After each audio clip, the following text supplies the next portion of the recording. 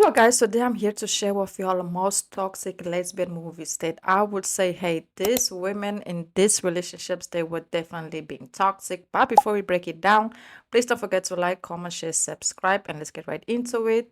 First, we're gonna start off with Perfect. So this is basically a new movie. I haven't got the opportunity to watch it yet, I'm gonna be honest, but I was doing my research on it and I was just looking around for it, and it looks like this might be one of a hella of a toxic lesbian movie. So basically, Perfect is a 2026 film. It follows lonesome, broken-hearted, a woman named Kai who lives out of her car, traveling from town to town looking for purified water. She gets stranded into a desolated town called, Breakwater. After her car is vandalized, Kay is found and taken in by Mallory, a smooth, and also very wealthy, pregnant, painter living out an escaping fantasy. The movie quickly throws the sci-fi, basically survival plot out the window to learn entirely into a passionate, heated, toxic lesbian melodrama. It is listed on Mubi, and also it looks like it might be available to watch on video on demand. I will definitely be looking into this movie very soon. It's 100% on my list. Then moving forward, we have Love, Lies, and we all know the last word. This is a 2024 film centered on a toxic, hyper-complicated romance fueled by generational trauma set in 1980s New Mexico. The story follows Lou, a reclusive gym manager, and Jackie, an ambitious, drifting bodybuilder. Their relationship rapidly spirals out of control, transforming what begins as a passionate romance into a dark crime thriller. Law enables Jackie's bodybuilding dreams by supplying her with medication, which also leads up into affecting her mentally and physically as well, which also ends up affecting their relationship as well. And we all know that turn that it basically took.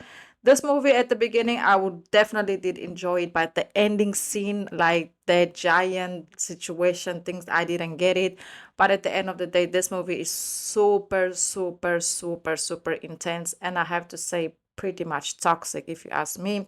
If you guys haven't watched it, I will highly recommend watching it. It's very well known and it went super viral. Then we have one of my favorite ones on the list, and it's called Haze. Haze is a 2025-2026 movie. It follows Haze set in the course of a chaotic night in 1950s English estate.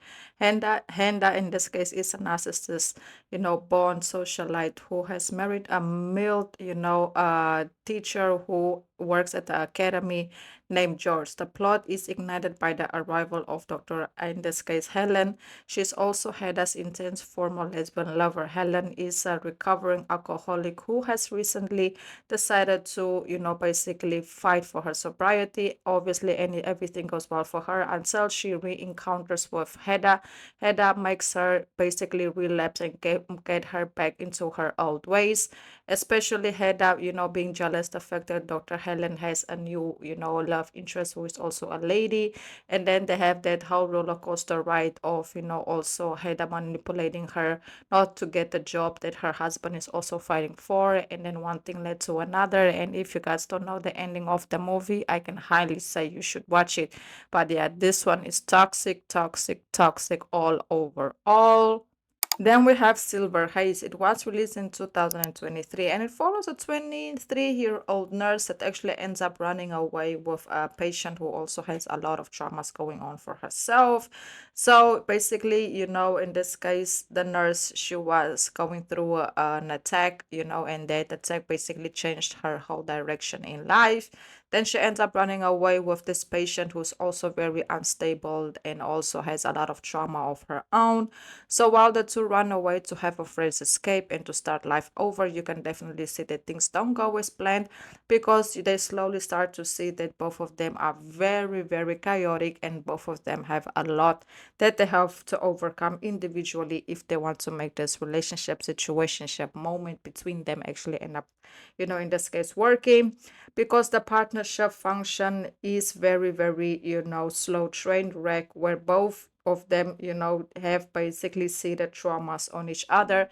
So both of them take out their anger, their issues, their traumas, their their emotional disconnects, their feelings, their vulnerabilities on each other, and you can just see how that actually ends up making their relationship super, super, hyper, mega toxic, and not them realizing that it's destroying them. And maybe the best thing they could actually do for each other is to go separate ways, but they insist in staying together. Yes, very, very, very, very, very complex dynamic. If you guys have watched it, let me know your personal opinion, regarding it down below. Then moving forward, we have Riveri. The 2023 movie follows Manoon. She is an incredibly talented but deeply aggressive ice hockey player. She runs away from her home while looking, for her father. While she's running away and trying to find her father, she meets Karini, a rebellious, troubled figure skater. The two form a very, very fast, intense bond and fell deeply and passionately in love with one another. Marlon suffers from extreme suppressed rage and also her tendency of just acting out of, how can I say, out of impulse on the ice. On the other hand, Karin, deals with heavy hidden, pill situations that she intakes to cope with her physical and mental stress of competitive figure skating. That relationship is born out of a mutual trauma, loneliness, and rebellion against the reach of social norms. But one thing I have to say about this movie, even though they had a very chaotic relationship, in the middle of the movie, at the end of the movie, you can kind of see like a healing process, of them healing, of them moving forward, of them realizing, okay, we were bad, but we can do better. So this one is kind of more like toxic, and then how can I say, them actually end up realizing that okay, we are good at the end. Then we have Sister My Sister. It is a 1994 British drama set in French during 1930s. Christine is a housemaid. She convinces Madame in this case to hire her younger sister Leah to work alongside her. As the isolation deepens, their sisterhood actually ends up wrapping into a highly possessive, secret, and intense, passionate, love affair. Christina is dominant, and her sister obviously, sees as her sister just wanting to protect her, but not actually realizing that what they are doing is super, super wrong and very toxic, if you ask me. But obviously things didn't last long for the two, because later on, when Madame actually ends up finding out what they were doing one night when she came home a little bit earlier, and she saw with her own eyes what the two sisters were doing with each other, she basically was ready to expose the sisters for what they had going on. And obviously, one thing led to another, and they eliminated the Madame. If I'm not mistaken, I don't want to confirm, I'm not saying it's true, but I feel like this one was based on a true story. I'm not 100% confirming, but I think it is, so if you guys have more details regarding it, let me know. I've actually have done a review on it on the channel, so if you guys want to know more about it, go search. But this movie, let me tell you, the fact that they are sisters and this happened, I'm like, oh no, no, no, this one is definitely one of the most, if you ask me, toxic ones on this list. So yes, this is one that I will highly recommend watching. So yes, guys, that's basically it. Let me know other, toxic lesbian movies down below in the comments, so possibly we can do a part two. Please don't forget to like, comment, share, subscribe. Until the next video, I hope you all have enjoyed this list, and goodbye.